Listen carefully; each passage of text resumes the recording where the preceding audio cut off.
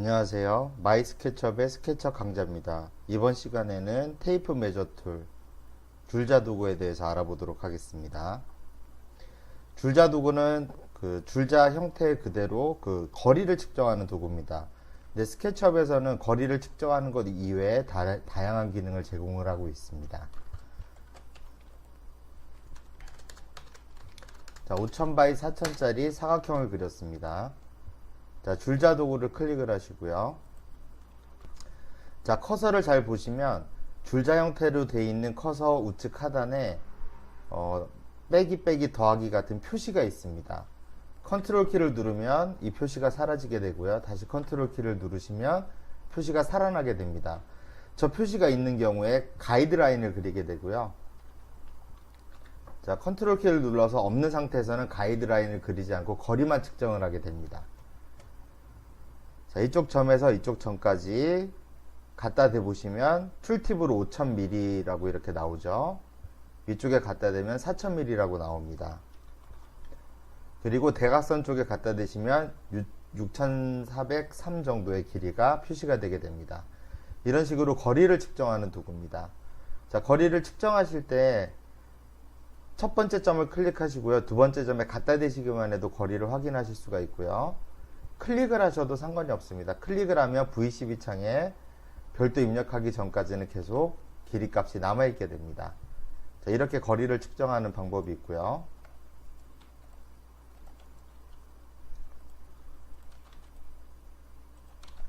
자, 이런 상태에서 예를 들어 이쪽 점에서 이쪽 점까지의 길이를 측정한다라고 했을 때는 테이프 메저 툴로 컨트롤 키 눌러서 보조선 없애시고요.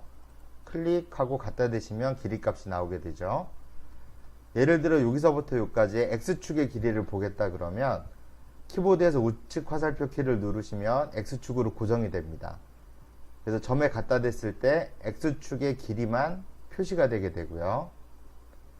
자, 왼쪽 화살표를 누르면 Y축으로 고정이 됩니다. 자, 이 점에 갖다 대시면 Y축으로는 서로 같은 좌표를 공유하기 때문에 0이라고 나오게 되고요. 아래쪽은 4000이라고 나오게 되죠. 위쪽 화살표를 누르시고 갖다 대시면 이 점과 이 점 사이에 Z축에 대한 그 길이만 표시를 하게 됩니다. 자, 이런 식으로 사용을 하시면 되겠고요. 자, 그 다음에 컨트롤 키를 누르지 않은 상태, 그러니까 그 가이드라인을 표시하고 있는 아이콘이 생성이 됐을 때 클릭을 하시면 이런 형태로 됩니다. 자, 예를 들어 선을 클릭하고요. 자, 간격을 띄워서 클릭을 해주시면 보조선이 그려집니다. 자, 이 선의 길이는 무한대고요. 오토캐드에서는 엑스레이하고 같은 선을 그리게 됩니다. 무한 평행선을 그립니다. 자, 이쪽 선에서도 클릭을 하시면 이렇게 보조선을 만드실 수가 있고요. 가령 예를 들어 이 선에서 안쪽으로 300만큼 떨어진 쪽에 가이드라인을 표시하고 싶으시면 300 엔터 이렇게 입력을 하시면 됩니다. 또 재입력이 가능하니까요. 500 엔터, 1000 엔터 이런 식으로 가이드라인을 수정을 하실 수가 있습니다. 그리고 이 가이드라인의 특징은 모델에 영향을 끼치지 않는다는 점입니다. 그래서 원래는 사각형을 그리고 라인을 이렇게 그리게 되면 면이 분할이 돼서 모델링에 영향을 끼치게 되는데요.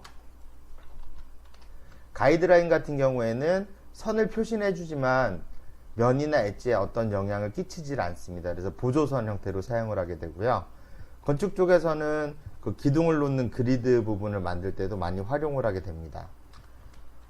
자, 가이드라인을 선택을 하시면 엔티티 인포 창에 가이드라고 개체 표시가 나오게 되고요. 이 가이드라인을 무브 툴로 복사를 하실 수도 있습니다. 예를 들어 500 간격으로 복사를 하고요. 곱하기 3을 누르면 이렇게 가이드라인을 3개 연속으로 등간격으로 배치하실 수도 있습니다. 객체긴 객체이되 모델링에는 영향을 끼치지 않는 그런 선이라고 보시면 되겠습니다. 자, 그리고 이 선에 평행한 가이드라인을 그리겠다 하는 경우도 있을 텐데요. 자, 클릭해서 선상에다 한 번 더 클릭을 해주시면 이런 식으로 이 선과 평행한 가이드라인이 그려지게 되는데요. 자, 이런 식으로 그려지게 되죠. 이걸 좀 더 쉽게 하시려면 선에서 더블 클릭을 하시면 됩니다. 자, 이런 식으로 가이드라인이 만들어졌죠. 자, 푸시풀을 하고 가이드라인을 그려보도록 하겠습니다.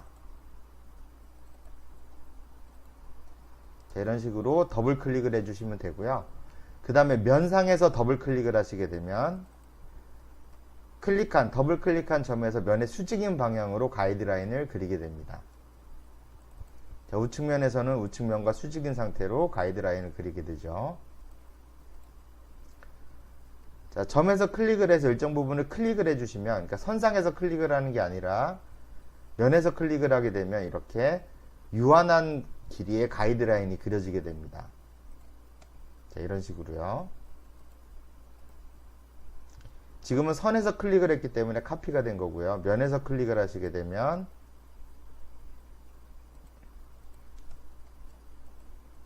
자, 일정 길이의 가이드라인이 만들어지게 됩니다.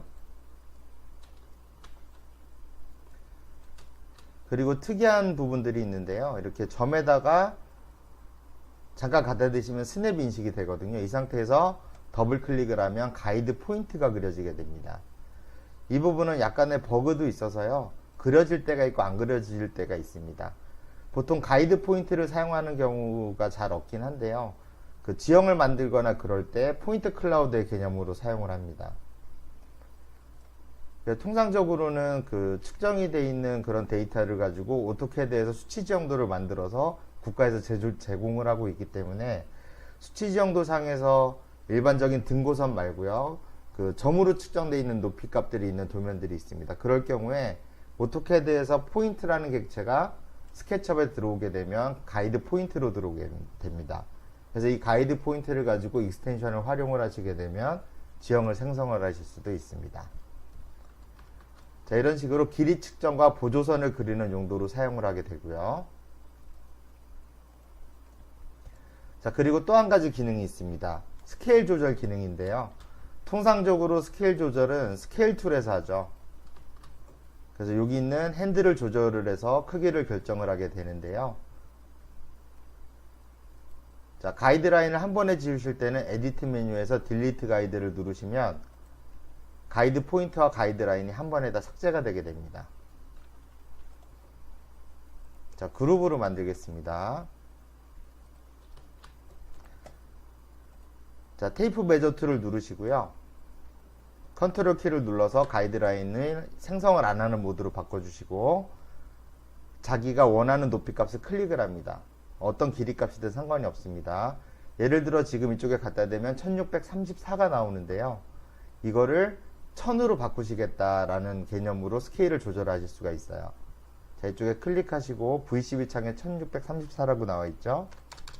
1000을 입력하시고 엔터를 누르시면 모델 전체 크기를 리사이즈 하겠냐고 물어봅니다. 자, 확인을 누르게 되면 자, 보시다시피 1000의 길이로 축소가 됐죠. 그래서 이 길이가 1600 얼마에서 1000으로 줄어드는 비율만큼 전체가 줄어드는 겁니다. 그리고 객체가 컴포넌트나 그룹으로 묶여져 있다면 더블 클릭을 해서 편집 상태로 간 다음에 줄자독으로 스케일을 조절하시게 되면요. 지금 1000으로 되어 있는데요. 500으로 바꿔볼게요.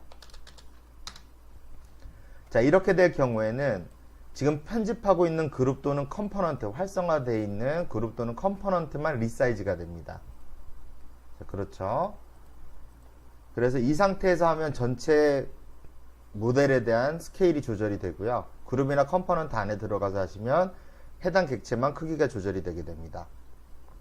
이번 강좌는 여기서 마치도록 하겠습니다.